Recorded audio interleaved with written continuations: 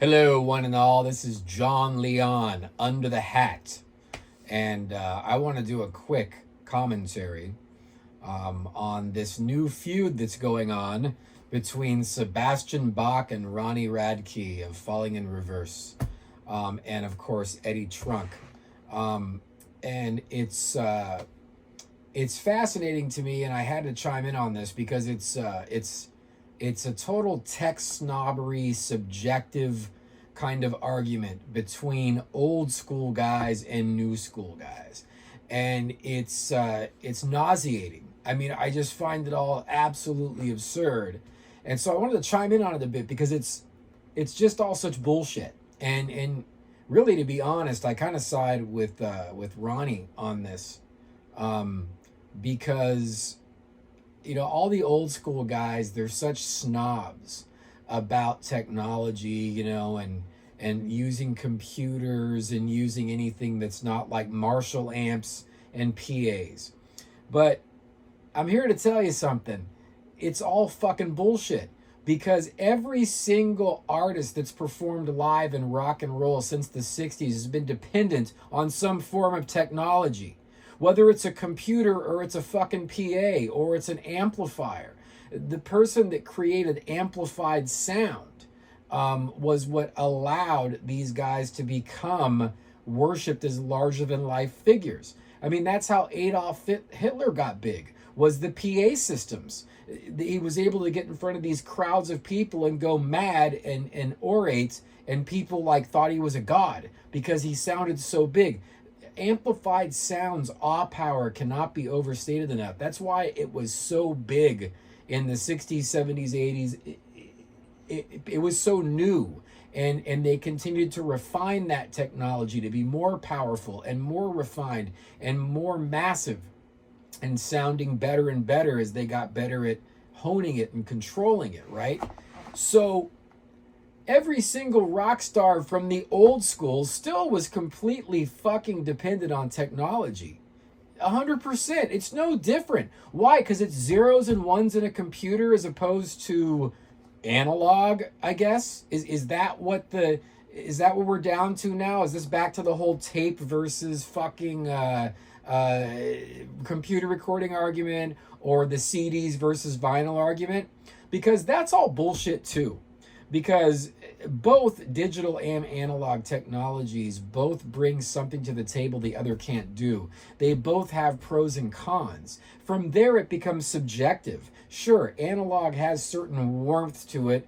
This has to do with harmonic distortions and imperfections, yada yada. Digital is a very perfect medium. It can be what is perceived as clinical or sterile. But both, over time, have found ways to get the most out of each technology to where they can make each one sound pretty damn close to the other. Digital has, the last 10 years or so, all these amazing engineers and software engineers and people have managed to create the sound of analog technology in the digital realm, whether it's in plugins, whether it's whatever it is, in the recording process, whether it's in modeling software now. Some of the stuff that's come out the last 5 years for tube harmonic distortion is blowing my mind. So it can be done. It's been done. There's a lot of advantages to digital over analog. And there's some things about analog that make analog special and make it what it is. Like delay units, for those of you that are guitar players or singers or whatever, that have worked with the technology. Analog delays have this more kind of, rolled off highs and this kind of darker repeats, and it's got this kind of vibe to it.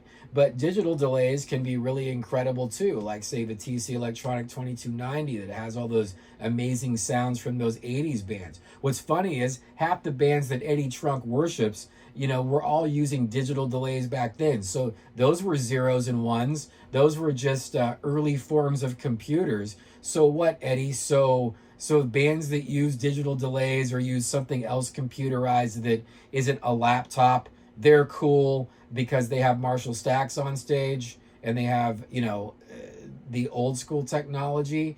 And Falling in Reverse aren't cool because they have chosen to modernize their live show more and use it for things like MIDI, for triggers, for synth sounds. I mean, laptops are great for that. Like, who wants to haul a bunch of synthesizers when it can all be done with a MIDI keyboard and it all can just be put right in there?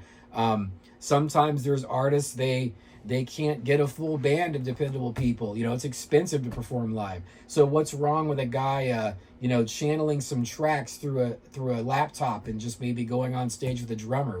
What's wrong with that? He's still going out and performing his music. You know, so what? Do Depeche Mode suck because they used a lot of samples? I think they made some of the best albums of all time, and I saw them live and I thought they were amazing.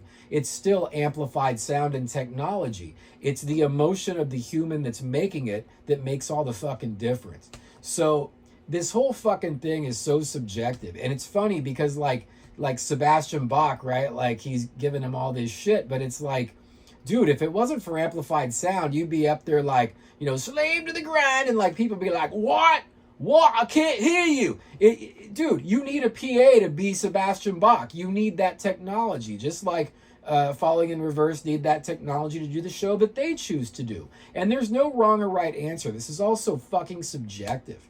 And I'll also add to Eddie Trunk. You know, all these guys are so stuck in the old school. One reason, Eddie, that you don't have that metal show anymore is because you didn't embrace new bands. That whole fucking show was you and your two buddies just having fucking a circle jerk around your fucking heroes. And everything was based, I love all that stuff.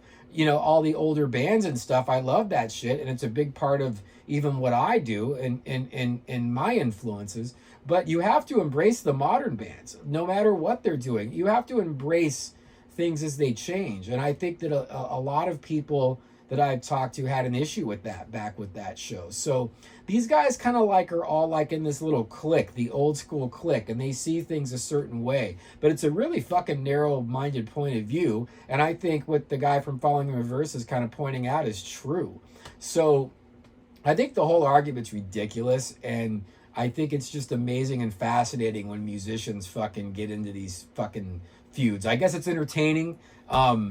So rock and roll, you know, everybody can fight over it, but I honestly think that this is the same kind of shit that caused the lethargic reaction to Napster and illegal downloading and everything when Lars Ulrich was warning people about it, and everyone was like, oh, fuck you, and music should be free and all this bullshit and this whole old school mentality. But you know, realistically, the whole reason, again, the old school could become successful and all these bands were developed and why the albums sound so good is because there was money to be made. It was a fucking business. So a lot of people complain, why does music suck now? Well, a lot of musicians can't make any fucking money now. So these fucking arguments go on, and it's just, it's fascinating to me. Another thing someone pointed out to me recently was if you look at festivals, you know, you want to know why rap and EDM and hip hop are so popular. Part of it's because it doesn't cost too much to make the records because a lot of it's samples. That's just the nature of the beast. And so they can turn a profit easier than organic rock bands can because you got to, you know, do more to make a record. I guess there's some snobbery with that too. And I understand it to a point. I appreciate that, but it's not really realistic in this day and age. It comes back to the illegal downloading thing and everybody not really paying attention. And all of a sudden it's like, oh, why does music suck now? Well, but if you look at the festivals, look at the festivals going on. All the rap and EDM festivals have mostly new acts. And go look at the fucking rock festivals and the metal festivals. 80% of them, 70% of them are all the old bands. It's just people stuck in the past. Not that those bands don't have a place in those, but a lot of rock people are really stuck in the past. And I think it's a problem. And I think we all need to, we're all guilty of it to a point at times. We need to embrace that and realize that all technology is ever evolving and that every band has been dependent on technology to do what they do. So beyond that, hopefully those guys end up quelling their feud and fucking moving on, or, you know, coming to some kind of agreed middle ground. But that's my 2 cents on it, man, and I just had to say something. So rock on. Later, man. See ya.